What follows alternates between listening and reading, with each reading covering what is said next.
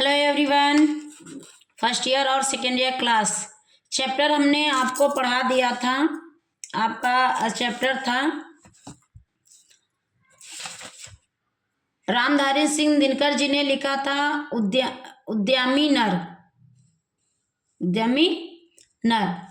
तो आइए उनके हम प्रश्न उत्तर आपको कराएं और सारे बच्चे फटाफट अपनी कॉपी पेन निकाल लें। मस्ती बहुत हो गई है, यही ठीक समय आपका चल रहा है। पेपर आपके बस आपके सर पर मंडरा रहे हैं और आपको लोगों के अब जो है कुछ दिनों में जो है आपका फेयरवेल हो जाएगा, ठीक है ना। तो फिर आप स्कूल के टीचर से संपर्क में कंटिन्यू तो क्लास नहीं ले पाओगे।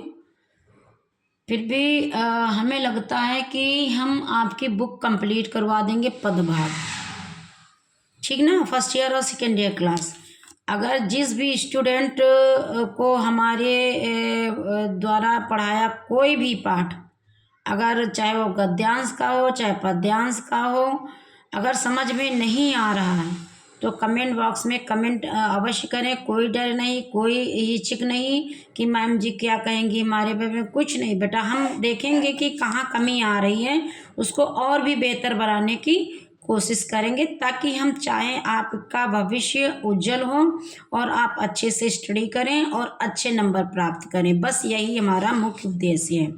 चलिए आइए प्रश्न करवाते हैं। तो प्रश्न लिखिए, सभी बच्चे लिखेंगे फर्स्ट ईयर और सेकेंड ईयर के। उद्यमी नर, इसको सिंगल इन्वर्टेड कॉमा में करना है। कविता का मुख्य संदेश क्या है? क्वेश्चन मार्क चिन्ह। कविता का उत्तर में लिखें, कविता का मुख्य संदेश यह है कि मनुष्य को भाग्य के भरोसे नहीं रहना चाहिए, कॉमा मैच कर लीजिए। कविता का मुख्य संदेश यह है कि मनुष्य को भाग्य के भरोसे नहीं रहना चाहिए, कॉमा बल्कि उद्यमी और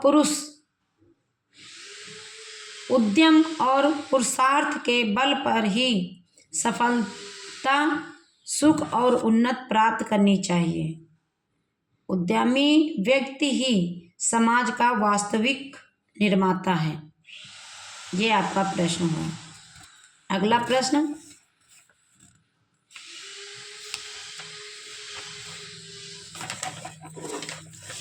कवि ने किसकी निंदा की है और किसका समर्थन किया है?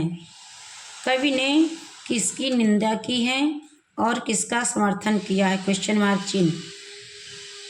आंसर लिखिए, उत्तर। कवि ने भाग्य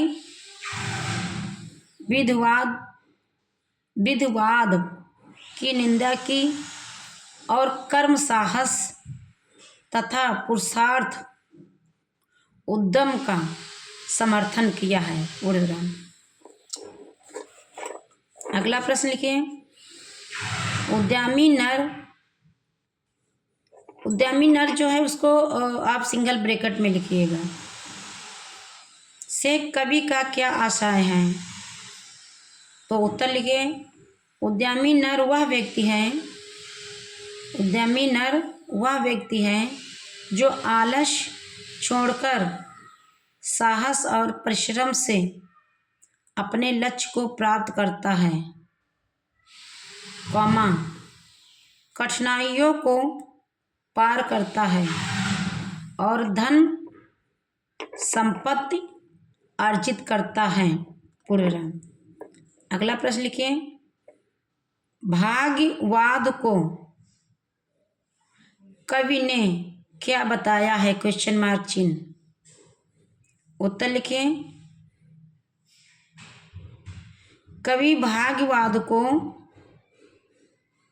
एक छल, शोषण का आधार और एक ऐसा बहाना बताया है जिससे आलसी लोग दूसरों का शोषण करते हैं और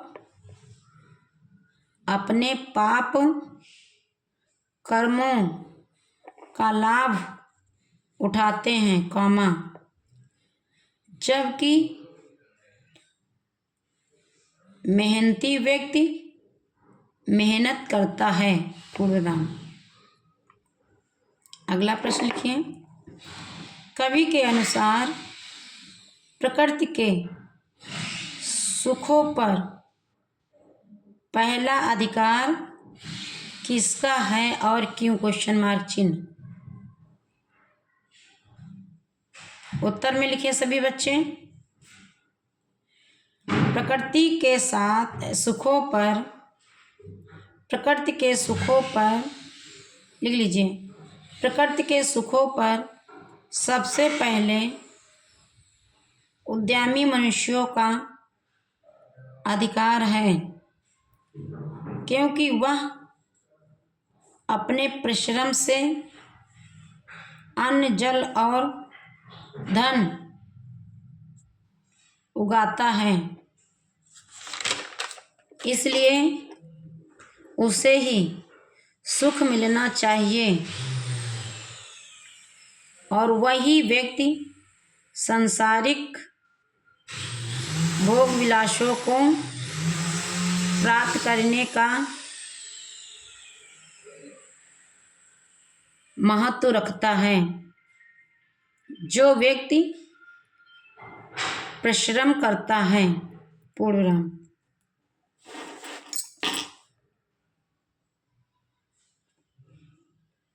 लिखो।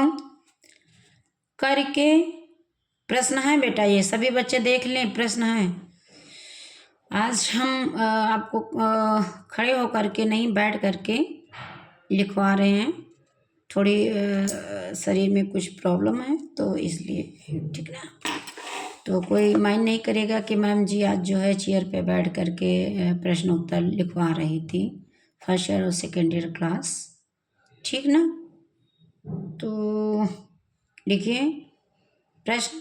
करके विधि वाद न खेद करो, कॉमा, निज लक्ष्य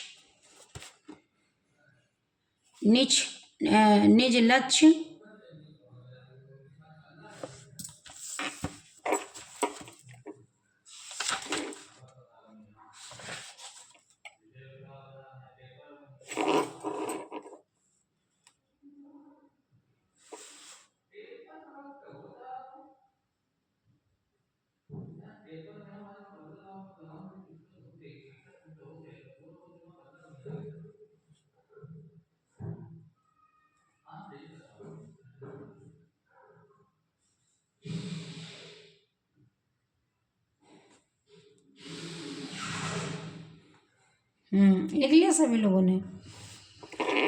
करके विवाद न खेद करो, निज लक्ष्य निरंतर भेद करो। इस पंक्ति का क्या अर्थ है, क्वेश्चन मार्क चिन्ह। मैच कर लो अगर डाउट लग रहा है अगर आपको।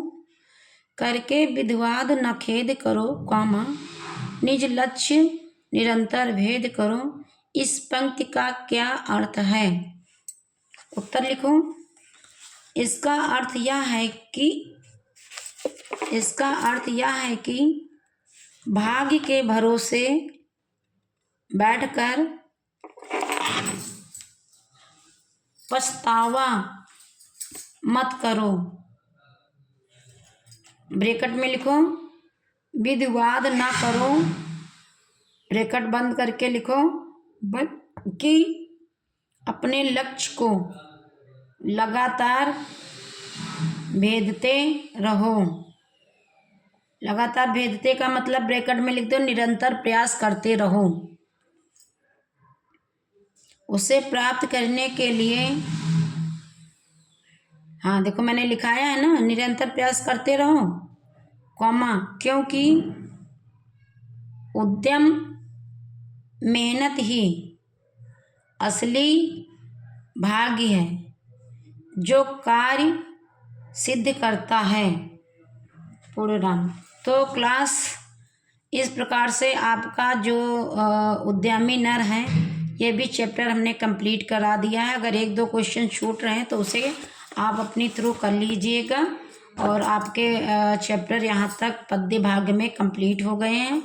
और आई होप कि पद्यांश जो भाग है आपका वो कंप्लीट ही होने वाला है।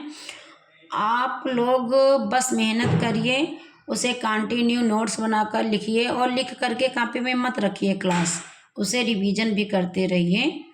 और आपकी परीक्षाएं हाई स्कूल वालों की और सेकेंड ईयर वालों की नज़दीक हैं, तो सभी बच्चे फटाफट नोट्स बना करके और जो है चैप्टर्स कंप्लीट करते रहें। Thank you.